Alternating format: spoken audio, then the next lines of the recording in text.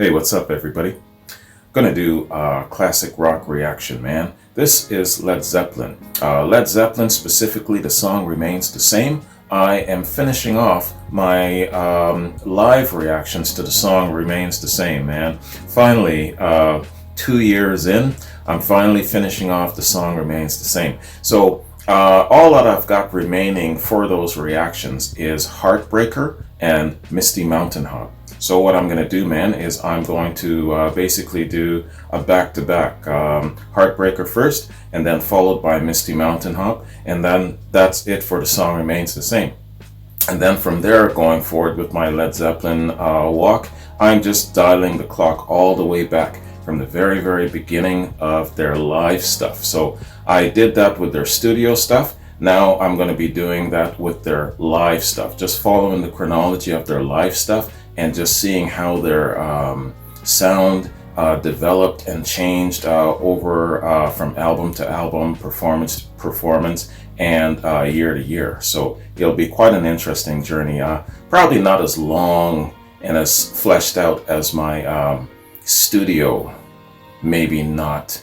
But then again, we might have different reactions for the same grouping of songs. We'll see how it goes. I can't see it stretching out for 2 damn years though. So let us check out Heartbreaker. The song remains the same. But what we'll do first, man, is I just want to give a shout out and thanks very much to Jeff Geis. Jeff, thank you very much, man. I appreciate you sending me the link to this, and I know I'm going to enjoy it, man. Heartbreaker. Well, I'll tell you the story about Heartbreaker. I'll tell you after this. I'll tell you how I actually became aware of Heartbreaker. You'll find it interesting. All right, man. Let's check this out. So, the song remains the same, Heartbreaker, and it's 6 minutes and 11 seconds. So it's a good extended jam.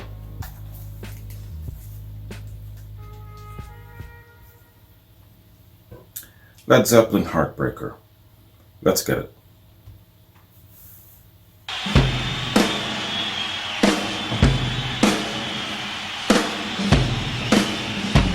Oh my God, we got the thunder kicking it off.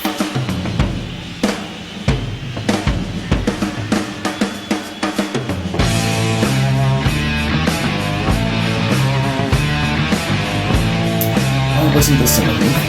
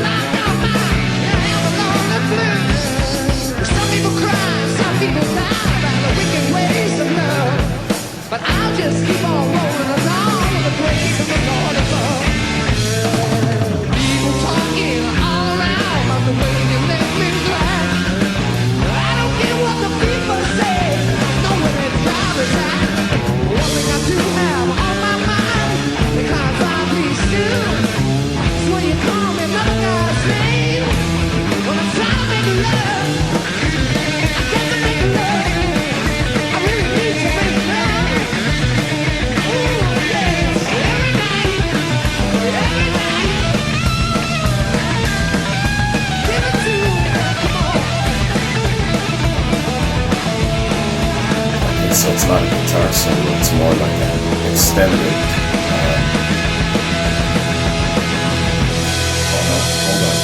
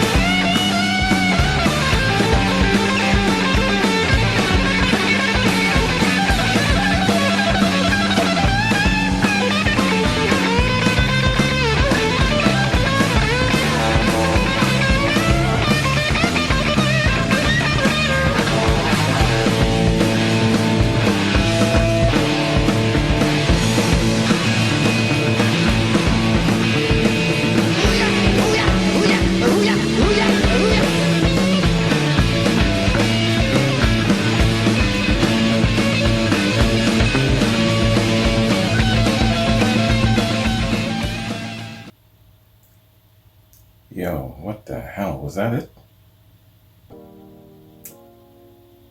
That trailed off, man. That was, it was 6 minutes long, but I guess there was still a lot more to go. Oh well. You appreciate what you get in a scenario like this, man. You know. But then again, too, there's been previous posts sending me different accounts of this, warning me that it is short. So yeah, okay. Memories come back to me. Yeah, this was excellent, man. Obviously, it's footage that was just kind of placed over top because they probably didn't have the actual recordings of the original footage. So it's all good, man. It's all good to see some footage from different parts of that particular concert. It's all good, man. Still a really excellent performance, showcasing their skills. The guitar solo was excellent. The thunder in the beginning, starting it off, was great, man. The bass groove and Plant's vocals, man, I tell you, these guys had it all in spades. They could boast, but they weren't braggadocious. I love that about them. Their public personas were very, very not crazy over the top. Maybe their parties on their downtime was, because I heard some great legendary things about their parties, but their public persona, where it comes to their public face when they were performing, they weren't jumping off of anything. They weren't pissing in the crowd. They weren't doing crazy, irrational shenanigans. They were gentlemen, and one of those things that I really dig about them. I haven't heard about any incidents where they were arrested for bad behavior when during their concerts or anything like that. I mean, hey, shit happens, but if there is such dirt, let me know. The good, bad, and the ugly, it's all good, man. Great performance, man. Great performance. A great, wonderful time. A magical time. Maybe their peak. Would you consider this around 73-ish? The filming of the song remains the same. Would you consider that their peak where it comes to their performances, where it comes to their showmanship, where it comes to them finally being comfortable in their own skin, knowing that yes, we are here, we have made it, we are household, and we're probably going to be here a little bit longer, we have arrived. Have they peaked? Is that their moment? Let me know about that. Because that's how I see it, but maybe it's just my limited knowledge of Led Zeppelin, but that's how I see it. 73 song remains the same. Madison Square Gardens, the film, just bringing them to the forefront. I think that's probably it's their media peak, but maybe it wasn't their personal band peak. Might be two different vessels, but let me know about that. Should have saved that shit for a masterclass question. I gotta list my masterclass questions. All right. Oh yeah. Hey, speaking of masterclass questions, man. Just want to give a shout out to everybody who indulged me with my questions. Specifically, the last questions I was asking in reference to when did Zeppelin know that they were about their signature sound? When did they connect to it? When were they aware of it? So thanks very much for answering all of those questions for me. And as well too, I also asked, it wasn't a masterclass question, but I asked too about how you think they felt in regards to sorry, there's someone at my door. Give me a sec. Okay, I'm back, man. Yeah, sorry about that. I lost my damn way now. What was I talking about? What was I? Oh, yes.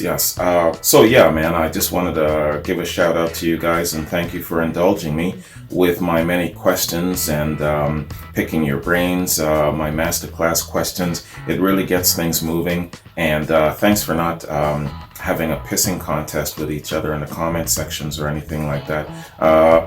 So with Led Zeppelin, man, everyone has different points of view, different bits of experience. Some have seen them, some have not, and there's a lot of rich history about these guys. Oh man, speaking of rich history, it reminds me I've got to re-upload my Band of Joy reactions. That's when Bonham and Plant were in the Band of Joy. I don't think I'm going to have a lot of luck with the Yardbirds stuff when Page was in the Yardbirds, but the Band of Joy reactions, previously it did catch on YouTube. So I think that if I try that again and do a re-upload, it'll probably re-upload. So look for that in the next little while. But you know what? Let's move on, man. I want to do a little quick read. This is going to be a little bit more of a refresher in regards to the song Heartbreaker. And it's all good, man. So let's do a quick read and then we'll check out Misty Mountain Hop. So Heartbreaker. Heartbreaker is a song from English rock band Led Zeppelin's 1969 album Led Zeppelin II. It was credited to all 4 members of the band, recorded at A&R Recording and Atlantic Studios in New York during the band's second concert tour of North America, and engineered by Eddie Kramer. Heartbreaker opens the second side of the album and features a guitar riff by Jimmy Page. It also includes a spontaneous, unaccompanied solo using a pull-off technique, which was voted the 16th greatest guitar solo of all time by Guitar World magazine. Heartbreaker was ranked number 328 in 2004 by Rolling Stone in their 500 greatest songs of all time. Live history. The song was a crowd favorite at Led Zeppelin concerts, and the band opened many of their live shows in 71 and 72 with Immigrant Song, followed by a segue right into Heartbreaker. On later concert tours, it was often played as an encore. Heartbreaker and Communication Breakdown were the only songs to be played live during every year that the band toured. Oh yes, I remember Heartbreaker was never... No, what am I trying to say? Jimmy Page does not like Livin' Lovin' Maid, so it was never played live. You would think that it would be a natural follow-up of Heartbreaker, but I understand that he did not like that song, and so that's why it was never played live. And I was going to tell you guys real quick about how I first came to know Heartbreaker. The riff is very familiar to me. The sound, the music, I've heard it before. I was exposed to Led Zeppelin too when I was really young. I was in the Navy at the time. I was around 19-ish, and we were in Hawaii, off the coast of Hawaii, doing a rim pack exercise, and we were doing kind of like a jack stay transfer between ships, and so we're all on the on the upper decks, and we're just passing our stuff back and forth, and Whole Lot of Love was being played loud on the speaker. You know, there were like 3 ships adjoined, and we were on the starboard side, and Whole Lot of Love was being played loud, man. And so once they got to the guitar solo part, the down, man, it was so hard. So somebody cranked it up, blew the damn speakers, and that was my first exposure to Led Zeppelin 2 in my mind through Whole Lot of Love. And of course it was triggering some memories in regards to the Muddy Waters original and everything.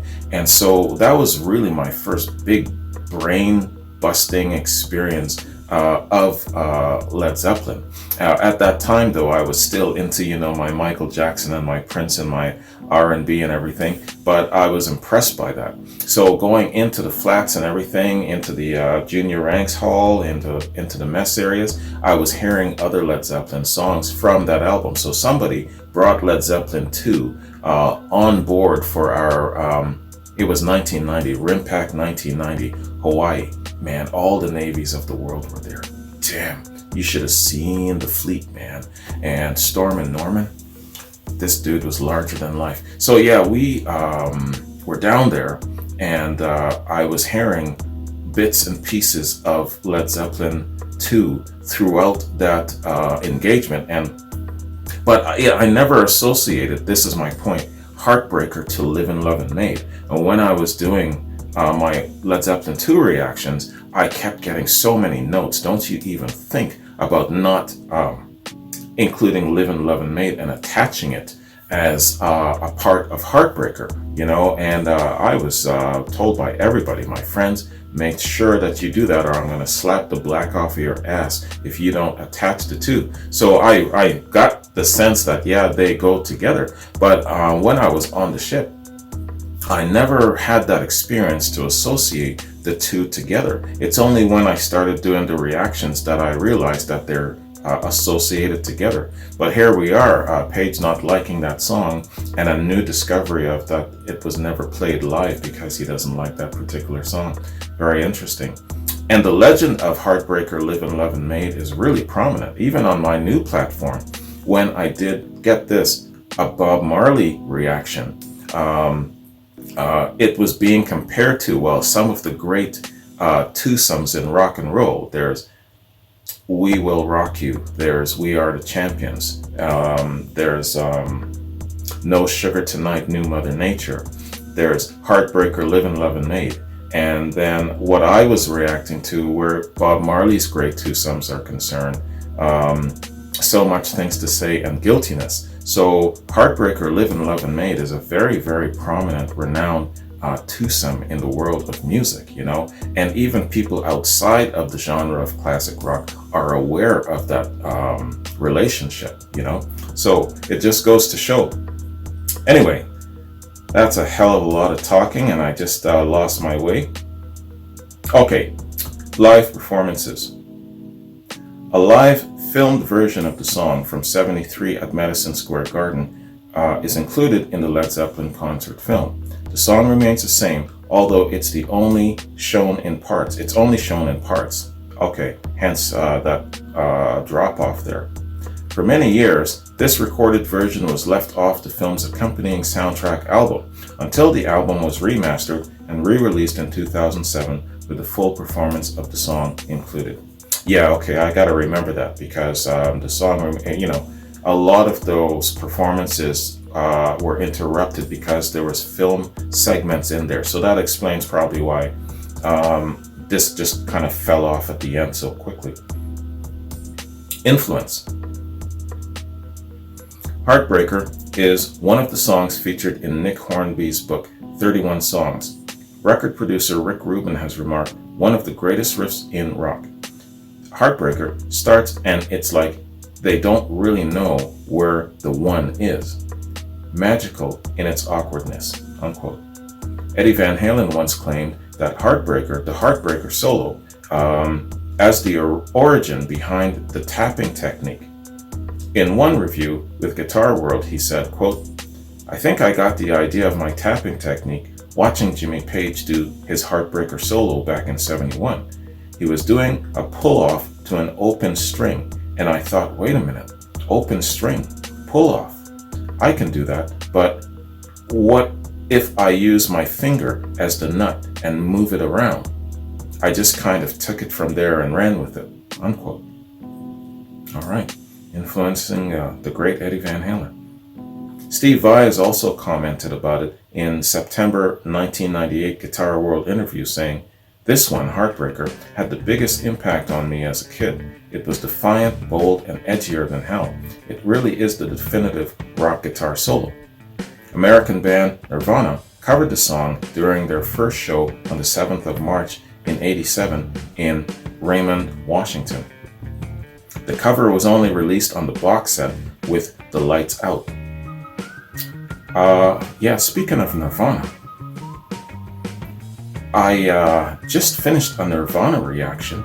I've yet to actually edit and post it up, but it's going to be edited and posted right before this particular reaction. So what I'll do is I will put an end screen for my Nirvana quad at the end trailing out of Led Zeppelin so that you can see that reaction as well. It's the first time I ever did Nirvana, so really, really cool. It's funny that Nirvana is mentioned here.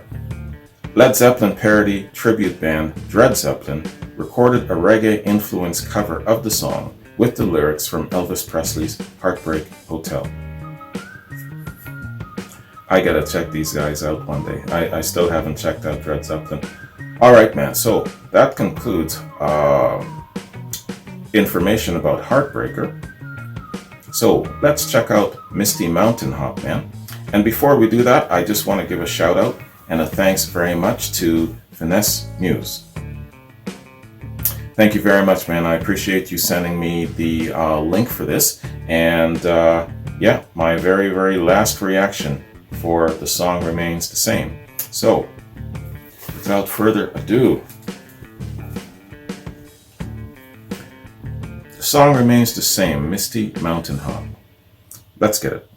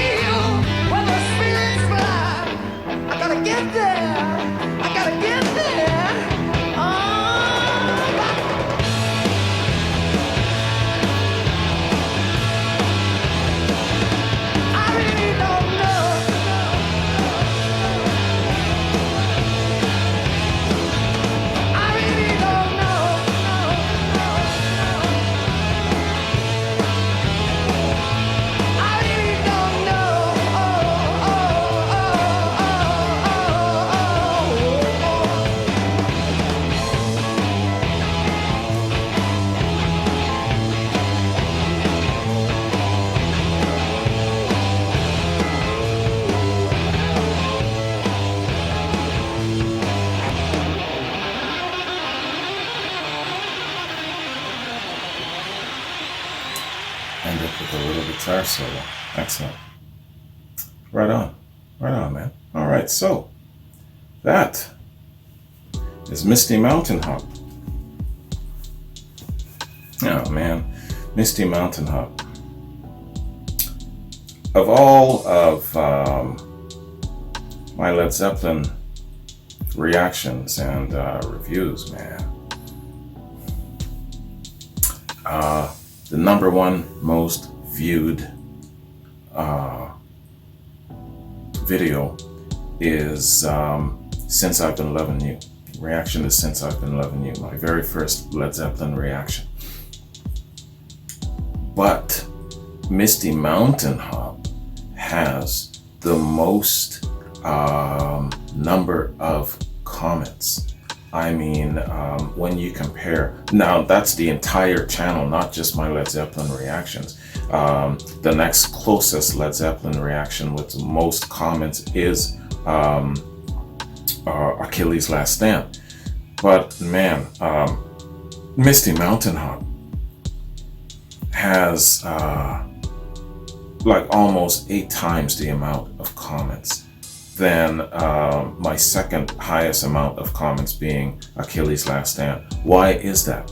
Well, at the time when I was doing my Misty Mountain Hop reaction, just a couple of days before that, I had a really crazy experience where I was confronted by someone about my, it was in judgment, you know, how could you call yourself a smart and intelligent man, someone who claims that he was brought up in a God-fearing Christian environment? How could you, or anybody, claim to be a God-fearing person or a Christian when you listen to rock and roll, especially Led Zeppelin? So I asked the question of my subscribers: if you are a Christian or a believer in God, but you listen to Led Zeppelin and you like rock and roll, and somebody challenges you like this and gets into your face like this, what are you gonna say? How are you prepared to address it? What's gonna be your answer? You know, because I wasn't prepared. I wasn't, I don't know, in my mind's eye, I just didn't expect that anyone would confront me like this. Now, if it's in the comment sections or whatnot, you know, because there's a lot of people who are rude and they're, you know, they're very brave and they're bold behind their computer screens and that sort of thing, right? But they wouldn't address you face to face. But I actually had a face to face encounter, you know, and unfortunately it was a lady, the mother of a best friend of mine. And so it's not like I could haul off, like, you know, if it was a guy, I could haul off and give him a punch in the face. I couldn't give her a punch in the face. So I had to resist temptation, and I had to really kind of address things. And I was put on the spot because it was in front of like a big group of people, namely his and her family and everything like that. So it was taunting. It was in the spirit of trying to shame, and using the whole I'm a Christian, using that platform as a mechanism of shame and control and trying to beat me down. That shit didn't work though. But yeah, man, Misty Mountain Hop, out of all the reactions on my channel from the very beginning, has the most amount of comments. And when I asked that question, damn man, you should have seen the comments. So many comments. Some comments were so in depth, so long. I had one person write me a 20-paragraph novel. It was a damn book, man. And it was just, the entire comment section was just crazy and littered. I actually had to put a break on it. I actually had to tell a couple of people, hey man, limit the amount that you're doing here, because you're basically just littering the whole comment section. It's getting out of control. But Misty Mountain Hop, man, that was my experience with Misty Mountain Hop.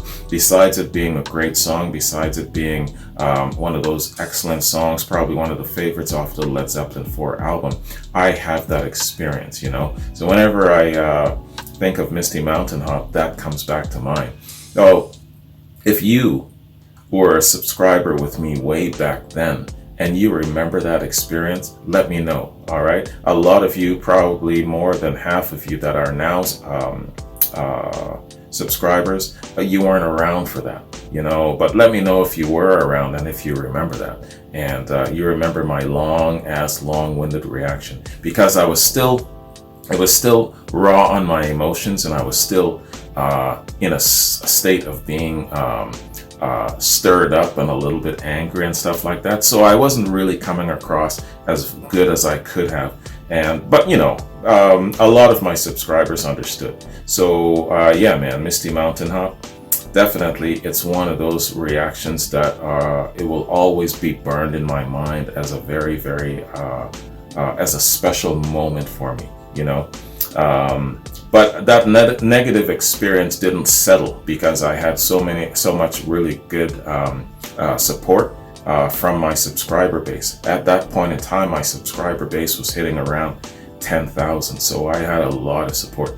Anyway, man, Misty Mountain Hop, great song, great associated memories.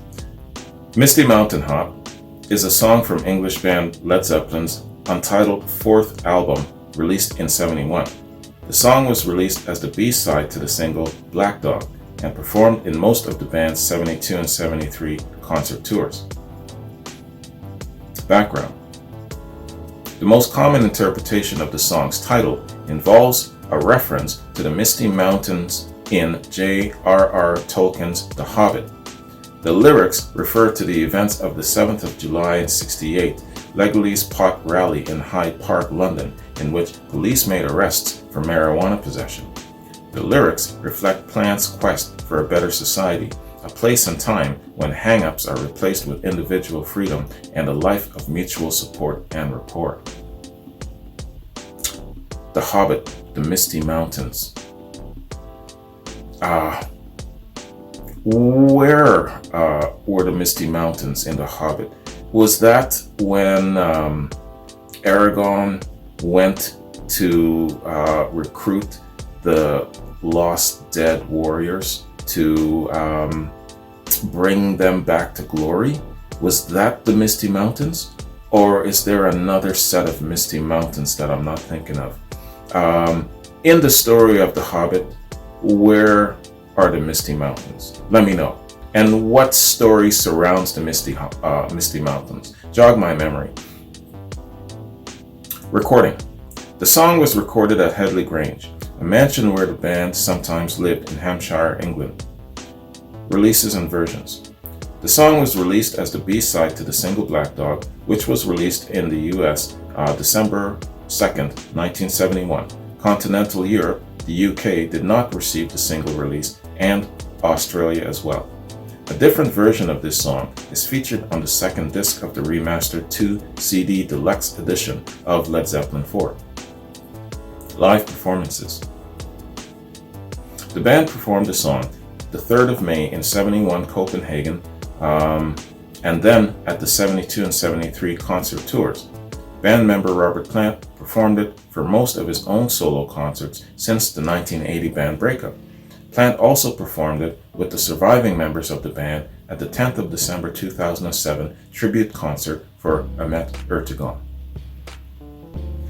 I'm going to be finally reacting to that around the holiday season at the end of the year. I made a promise. All right. So that concludes Wikipedia Song Fact Info on Misty Mountain Hop and on Heartbreaker, man. So I'm just checking out my notes here, scrolling down before I bounce. So yeah, going forward with Led Zeppelin, I am going to go all the way back from the beginning with the live stuff, man. The odd time will get sprinkles of stuff that I have not heard before. I get emails sometimes with links saying, hey, you haven't checked this out, you haven't checked that out. So there's going to be sprinkling of that once in a while. Last week's reaction is a good example of that. Sugar Mama, man, that was really, really cool. So with Led Zeppelin as well, this being the last reaction for the song remains the same. At the time, a couple of weeks ago, I thought that I had not reacted to The Ocean. I know that I did a back-to-back for The Ocean, and I reacted to a live rendition of it, but I wasn't quite sure if it was actually The Song Remains the Same. But now that I've rechecked, it was The Song Remains the Same. So that basically puts me at the end of my Song Remains the Same journey. So this is a hallowed moment, man. The end of The Song Remains the Same, 2 years. So I'm going to start from the beginning with my live Led Zeppelin reactions, because those are two different vessels, two different sets of experiences. So I'm looking forward to that, man. You know, with Led Zeppelin, it's a mixed bag among a lot of fans who are, yeah, I prefer the studio more so. Some like the live performances. I'm in kind of like the indifferent camp, where, you know, there are some songs that I actually enjoy the live rendition of more so than the studio, like No Quarter, like the Rain song. So there's a couple of songs. The Song Remains the Same is another good example. So there are some that are nice, and I like the rawness and the grittiness of it, more so than the polishedness of the studio cut, you know. So I'm in both camps. So it's going to be a very interesting experience going forward with the live stuff to Led Zeppelin, man. So yeah, and my other note here says, with exclamation points behind it, re-upload Band of Joy reactions. So yes, I will.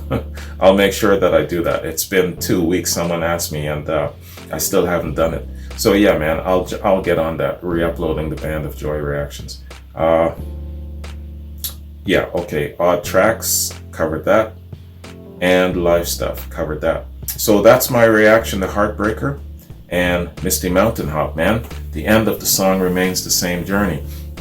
Now what I got to do is I've got to, on my own time, go back and basically watch the whole movie from beginning to end, because I've never watched it from beginning to end without interruption. So it's going to be quite an experience. I'm going to enjoy that. I'll do that at some point in time. I'm not going to have you guys have me have a camera in front of me as I'm watching that show. It's just going to be too dull. So yeah, I'm looking forward to doing that, man. And before we know it, I'm going to be on the road to checking out some of their live tracks. Looking forward to that. Anyways, that's it for my reaction, man. You guys have a good one. Take care, and I'll catch you in another Zeppelin reaction. Peace.